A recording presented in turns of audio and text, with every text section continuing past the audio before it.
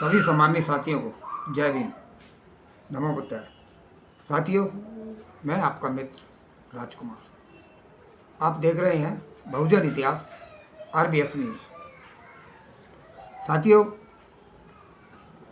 हम आज वीडियो में वाल्मीकि जाति का इतिहास आपके सामने लाए हैं, जिसमें हमारे वाल्मीकि भाई उस इतिहास से कोसों दूर हैं। साथियों, हमारे वाल्मीकि जाति का इतिहास बहुत ही निंदनीय है। देखिए किस प्रकार से हम लोगों को एक अछूत और एक घृणित अवस्था में हम लोगों को रखा गया। हमारा समाज शिक्षा से काफ़ी दूर, अब तो खैर काफ़ी आगे निकल गया है, फिर भी लोग शिक्षा से हमारे काफ़ी दूर हैं। फिर भी साथियों, हम बुकों को ढूंढ कर आप तक अपना इतिहास लेकर आते हैं। साथियों, आप सबसे हमारी एक ही रिक्वेस्ट है कि वीडियो को लाइक, शेयर और सब्सक्राइब करें चैनल को साथियों, ताकि हम ज़्यादा से ज़्यादा अपने समाज का इतिहास हम आप लोगों तक ला सकें। और साथियों, वीडियो पे अपनी प्रतिक्रिया जरूर दीजिए, ताकि हमें भी थोड़ा ये रहेगा, हमारे उत्साह बढ़ता है कि हम लोग भी ढूंढ कर अपना इतिहास अपने समाज तक पहुंचा सकें। तो साथियों, समय ना नष्ट करते हुए आइए हम अपना इतिहास आप तक पहुंचाते हैं। साथियों, 1857 से पहले कर्नल ब्राउन ने कानपुर उत्तर प्रदेश में मेहतरों की एक फौज तैयार की थी। 1857 के गदर के बाद बागियों को सजा देने का काम मेहतरों की फौज को सौंपा गया था। अतः इससे यह सिद्ध होता है, जिस मेहतर जाति को सफाई के पेशे से जोड़ा गया, उनके इस पेशे का इतिहास उतना ही पुराना है। अतः मेहतर शब्द इजाद हुआ, मेहतर फारसी शब्द है साथियों, ये कोई भारतीय शब्द नहीं है, ये फारसी शब्द है मेहतर।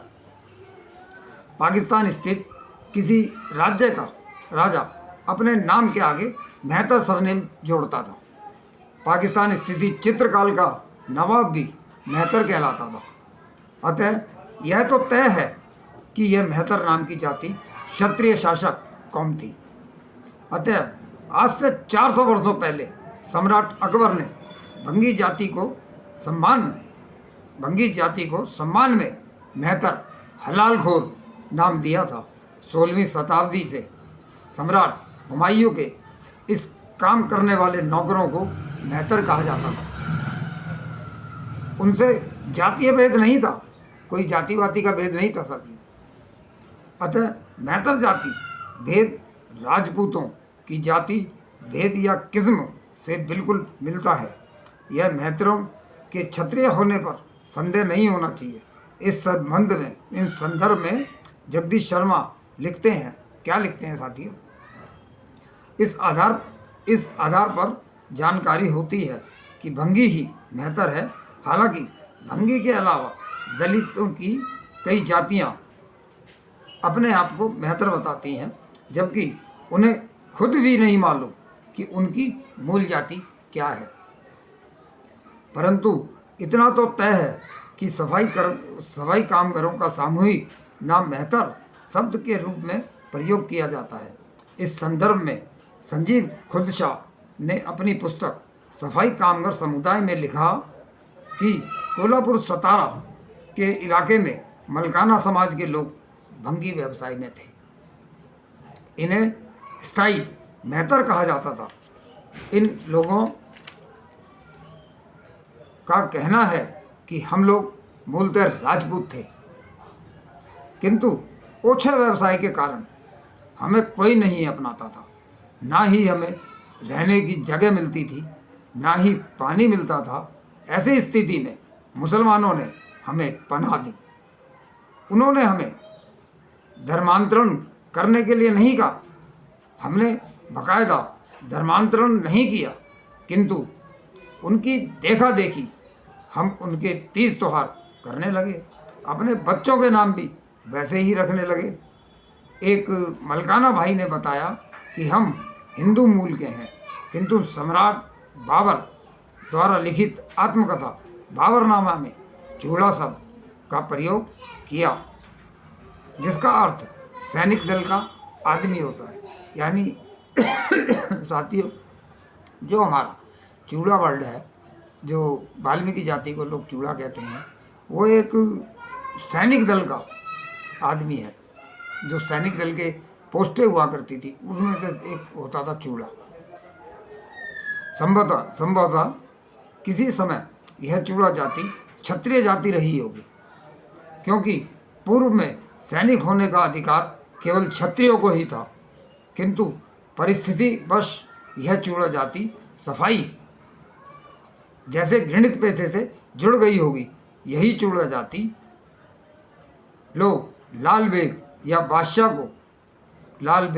व बादशाह को अपना गुरु बताते थे। बाद में चूड़ा शब्द चूहाड़ व चूड़ा शब्द का प्रयोग में आया। जबकि मेहतर जाति का वाल्मीकि जाति से कोई संबंध नहीं रहा, जबकि साथियों मेहतर का वाल्मीकि जाति से कोई संबंध नहीं रहा। मेहतर लफ्ज़ पर्शियन से आया। मुसलमानों ने सफाई पेशे से जुड़े लोगों को कोई ओछा भंगी जैसा नाम दिया हो, इसका कोई इतिहास नहीं है। यानी साथियों, हमें मुसलमानों ने, मुगलों ने ये नाम नहीं दिया, बल्कि मेहतर वर्ग का संबंध लाल बेग से तथा लाल बेग का सीधा संबंध बौद्ध धर्म से है। इससे पूर्व मेहतरों का संबंध क्षत्रिय वंशज राजपूतों से रहा, फिर भी मेहतरों को हिंदू धर्म का दास बनाए रखने का षड्यंत्रपूर्ण प्रयास ही है। वाल्मीकि व भंगी जाति के लेखक श्री भगवान दास जी ने लिखा है कि लाल बेगी भंगियों में बौद्ध भिक्षु आया करते थे। उनके चीवर का रंग लाल होता था, उन्हें ही लाल भिक्षु के नाम से पुकारा जाता था। किंतु लाहौर के एक आर्य समाजी पंडित अमीचंद शर्मा ने वाल्मीकि प्रकाश पुस्तक में मेहतर जाति के लोगों को वाल्मीकि बनाकर बाबा साहब अम्बेडकर की ललकार मेहतरों को बौद्ध धर्म स्वीकार करने के रास्ते में बाधक बनाया। इन्हीं मेहतरों को धर्माचार्यों ने अलग अलग नाम दिए। प्राचीन काल में आर्य हिंदुओं ने चरक का नाम बिगाड़कर चूड़ा कर दिया। नागवंशी शासन काल में भंगी को भंगी कहा गया। अंग्रेजी शासन काल में स्वीपर मेहतर नाम दिया गया। आर्य समाजियों में वाल्मीकि नाम दिया। गांधी ने हरिचंद का संबोधन किया। मेहतर हिंदुओं के सभी देवी देवताओं की पूजा भी करते थे। यानी जो भी वाल्मीकि जाति के मेहतर थे, मेहतर जिनको कहा जाता था, वो जो हिंदू देवी देवता थे उन सब की पूजा किया करते थे। जब से इन लोगों ने ये षड्यंत्र करके हिंदू बनाया लोगों ने, फिर भी 1965 में मेहतरों के कलकत्ता के काचरपाड़ा में अस्पृश्यता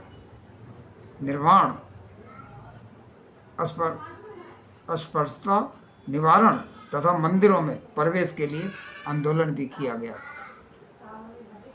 इस संदर्भ में उपेक्षित समुदायों के संपादन है कि बौद्ध काल के बाद मनुस्मृति शासन काल में अस्पृश्यता छुआछूत शुरू हुई। यानी देखा साथियों, ये जो मनुस्मृति जो गाते हैं ये लोग, ये खाली मुगलों के काल में इन्होंने मुगलों के साथ मिलके उस काल को इन्होंने मनुस्मृति और वैदिक काल समझने की कोशिश की, जो कि मुस्लिम शासन काल में और भी मजबूत हुई। क्योंकि मुगल काल तो साथियों ये 1300-1400 के बाद आया। उससे पहले आना तो मुगलों का और विदेशियों का 700-800 की उसमें ही शुरू हो गया था। जब से उन्होंने आना शुरू किया, जब ही से साथियों इन लोगों ने मनुस्मृति हम पे ठोकनी शुरू कर दी।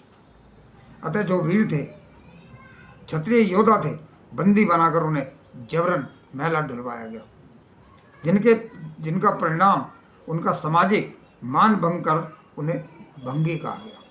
जिनका मान भंग कर दिया साथियों, उनको इन्होंने भंगी बोला, जिसमें सभी जातियों के लोग थे। ऐसा नहीं है कि कोई एक मेहतर जाति या वाल्मीकि जाति कोई अलग जाति थी, उसमें सभी कास्ट के लोग थे, क्योंकि कास्ट का इन्होंने 7वीं 8वीं सदी से ही कास्टों का वो करना शुरू कर दिया था। वर्ण व्यवस्था लागू करनी इन्होंने शुरुआत होने लगी थी, क्योंकि बौद्ध धर्म तो हमारा 14वीं 15वीं सदी तक रहा साथी।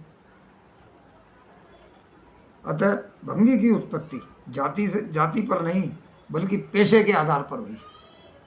अतः भंगी बनाए गए मेहतरों को निम्न अछूत जाति से जोड़कर घृणा की गई।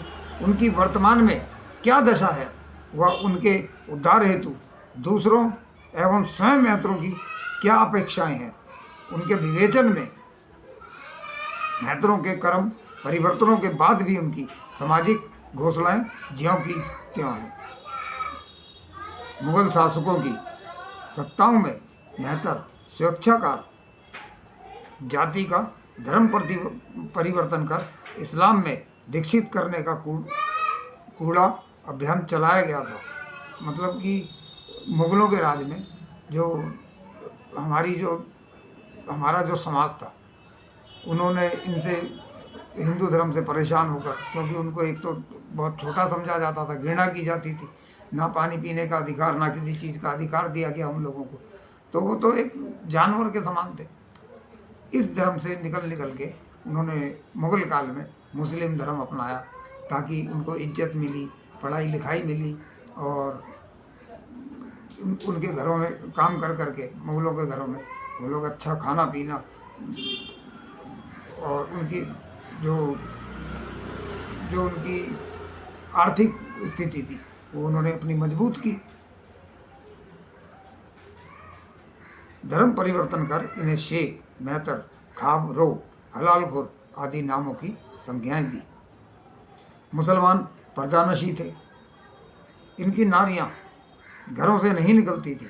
इन्होंने घरों में छोटे छोटे संडास बना लिए और पाखाना उठाने का काम इन मेहतरों से लेने लगे। इन संडासों को मामूली उजरत पर इस भंगी समाज द्वारा बलात् साफ कराया जाता था। मुसलमान महिलाओं में पर्दे का रिवाज था। इस कारण युवकों ने पठानों का पेशा ना कराकर इन भंगियों की महिलाओं से कराया जाता था। मतलब कि मुगल काल में आदमियों से ना कराकर ये काम, उनके मुस्लिम औरतें घर से निकलती नहीं है, वहीं पे छोटा सा अपना संडास बना के, और उसमें जो मेहतरों की और वाल्मीकि की लेडीज़ थी उनसे काम कराया जाता था। मुगलों का भारत में 4-5 शताब्दी तक राज्य रहा, किंतु इन मेहतरों के पेशे में कोई परिवर्तन नहीं आया। मुसलमानों ने के पूरे 900 साल का शासन में इनकी आर्थिक, सामाजिक और शैक्षिक स्थिति में कोई सुधार नहीं हुआ। समाज में इनकी छाया से भी नफरत थी। मुसलमान बादशाहों से लेकर रईस, अमीर, गरीब, किसी भी मुसलमान को ये मेहतर छू नहीं सकते थे, और ना ही कोई मुसलमान इन्हें छूता था। मुगल बादशाहों के किलों में लिखा रहता था कि अछूत जाति का व्यक्ति बिना आदेश और बिना सूचना के किले के दरवाजे से प्रवेश ना करे। इन मेहतरों से मुसलमान उसी प्रकार से नफरत और छुआछूत का व्यवहार करते थे जिस प्रकार हिंदू करते थे। मुसलमान सूअर से नफरत करता था, और मेहतर चूँकि सूअर पालने वाली जाति है, इसलिए वह सूअर जितनी भी नफरत इनसे मानता था। 900 वर्ष में अनेक मुस्लिम